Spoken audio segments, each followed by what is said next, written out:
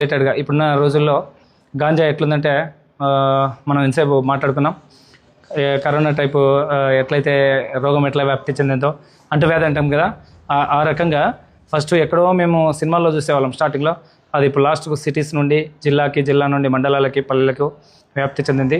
దీని బారిన పడకుండా మన యూత్ కావచ్చు మనల్ని మనమే కాపాడుకోవాలా. దాంట్లో భాగంగా మీరు ఈ సినిమా తీసి పబ్లిక్కి మంచి మెసేజ్ ఇస్తున్నారని నేను కూడా చాలా సంతోషపడుతున్నాను, గర్వపడుతున్నాను.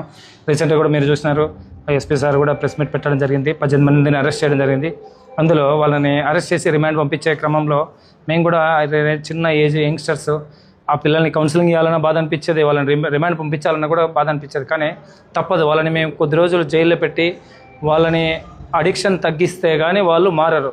సో అట్టి పరిస్థితుల్లో మాత్రమే మనం అట్లా చేయాల్సి వచ్చింది. మేము అలా చేయకపోతే ఇంకా గాంజా ఇంకా ఎక్కువ వ్యాప్తి చెంది ఇంకా ఎక్కువ మంది చెడిపోయే అవకాశం ఉంది. కనుక మేము అటువంటి స్ట్రిక్ట్ యాక్షన్స్ తీసుకోవడం జరిగింది. గాంజా ఏమవుతుందంటే గాంజా తాగి వాడికి బ్రెయిన్ మీద ఎక్కువ ఎఫెక్ట్ ఇస్తుంది.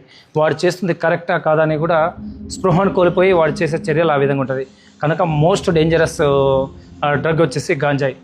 దయచేసి గాంజా ఎవరు స్వీకరించకూడదు. ఎవరు అమ్మినా ఎవరు ఏం చేసినా చాలా కఠినంగా వ్యవహరిస్తాం.